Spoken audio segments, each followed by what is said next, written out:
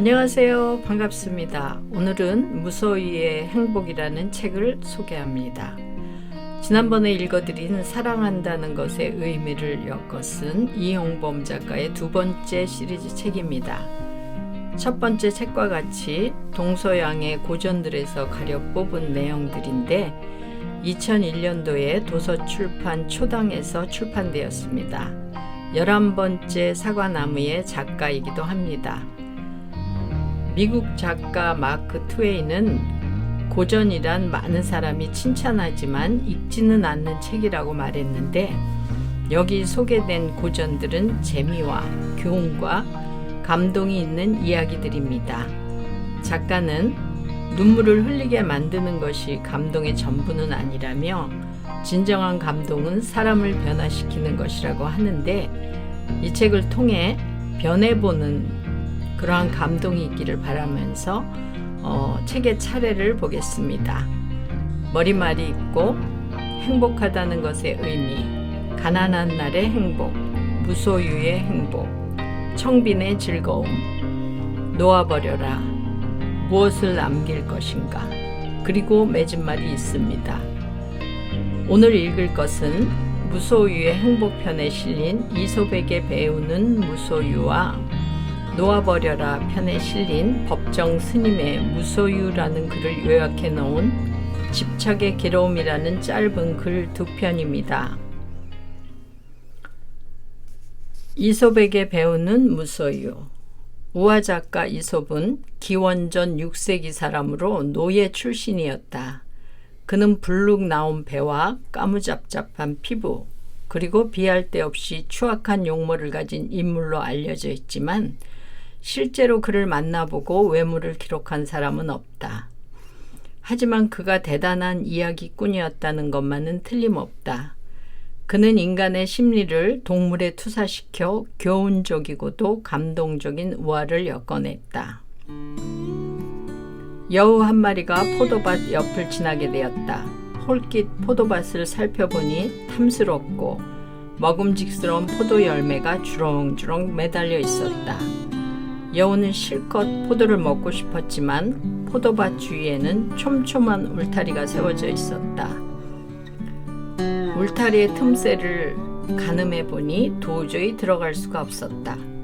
그리하여 여우는 사흘 동안 아무것도 먹지 않고 살을 뺀 다음 포도밭으로 들어가 배가 터지도록 포도를 먹었다. 하지만 나오는 것이 문제였다. 하는 수 없이 여우는 다시 사흘 동안 아무것도 먹지 않고 몸에 부피를 줄인 다음에야 포도밭을 빠져나올 수 있었다. 인생이란 결국 빈손으로 왔다가 빈손으로 가는 것이다. 만족이란 영원히 지속되지 않는다. 무덤 속으로 돌아갈 때에는 살아있을 때의 만족조차 모두 버리고 가야 하기 때문이다. 한순간의 만족을 위해 엿새 동안 굶는 것은 어리석은 일이다. 두 마리의 노새가 돈이 가득 든 주머니와 보릿자루를 싣고 여행을 떠났다. 돈주머니를 실은 노새는 어깨에 달린 방울을 딸랑거리며 목을 꼿꼿이 세운 채 으스대며 걷고 있었다. 그러나 보리를 실은 노새는 땀을 뻘뻘 흘리면서도 차분하고 조용하게 그 뒤를 따라 걸었다. 막 산길로 접어들었을 때 두 마리의 노새 앞에 느닷없이 산적들이 나타났다.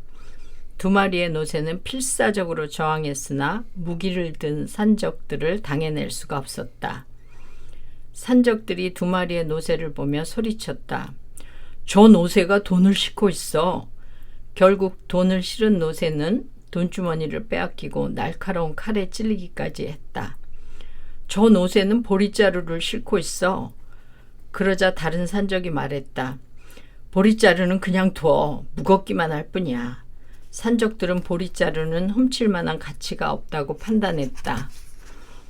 그리하여 산적들은 돈주머니만 챙겨 유유히 사라졌다.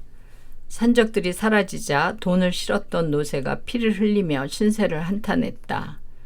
보릿자루를 실었던 노새가 그 모습을 보고는 혼자말로 중얼거렸다. 얼마나 다행스러운 일인가. 나는 아무것도 빼앗기지 않고 몸도 무사하니까. 한 마리의 까마귀가 고기 한 점을 물고 하늘 높이 날아올랐다. 그러자 수많은 까마귀 떼들이 고기 덩어리를 빼앗아 먹기 위해 모여들었다. 까마귀 떼는 고기를 물고 있는 까마귀를 뒤쫓아오며 부리로 마구 쪼아댔다. 견디다 못한 까마귀는 입에 물고 있던 고기 덩어리를 땅에 떨어뜨리고 말았다. 그러자 뒤쫓던 까마귀 떼가 부리를 세운 채 일제히 땅으로 떨어진 고기 한 점을 향해 날아갔다. 뒤쫓던 까마귀들이 모두 땅으로 내려가자 결국 고기를 놓친 까마귀는 넓은 하늘에 혼자 남게 되었다.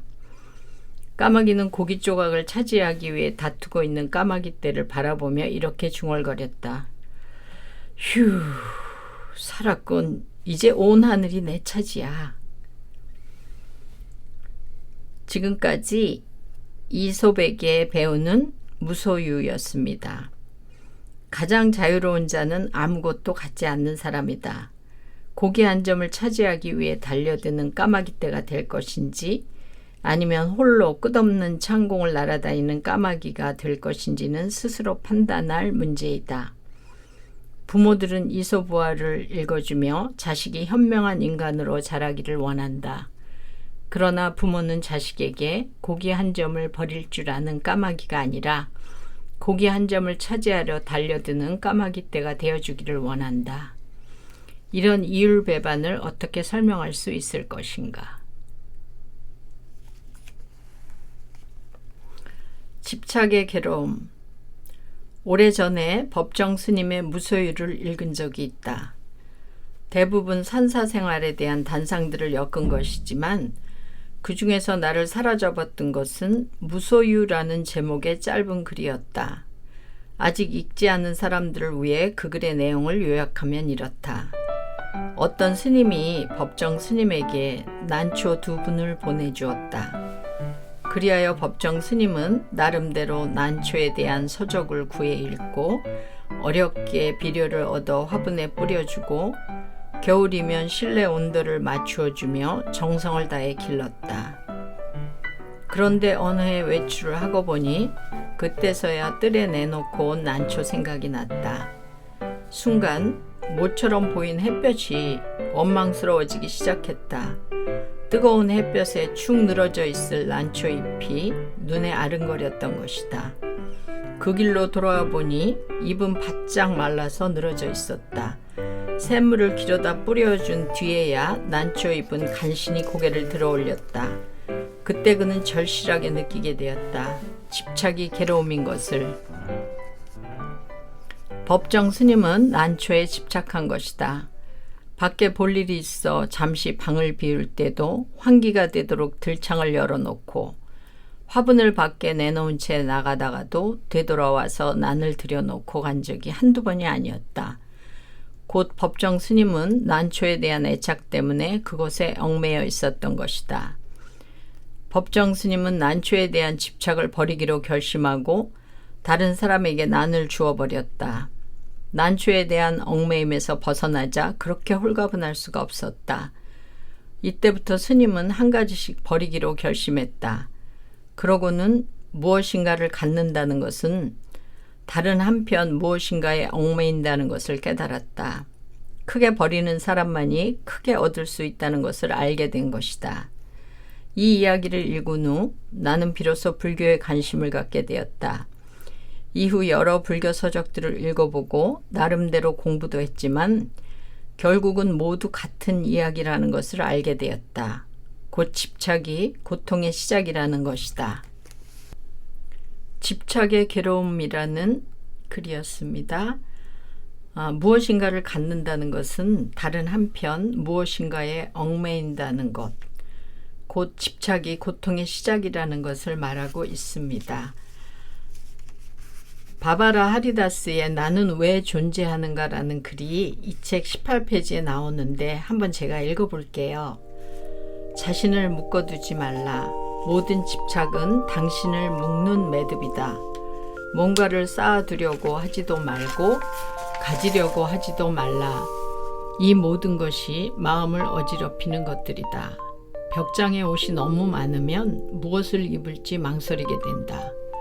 그러나 옷이 두 벌밖에 없으면 입었던 옷을 걸어두고 걸어두었던 옷을 걸치면 그만이다.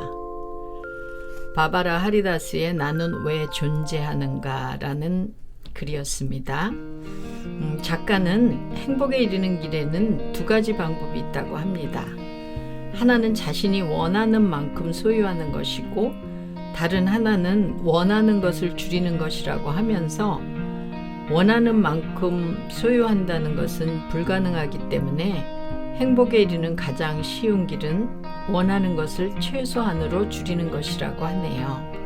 무소유의 정신이 어떤 것인지, 무소유가 왜 행복한지를 예화들을 통해 알려주는 그런 책이었습니다. 지금까지 그레이스였습니다. 감사합니다.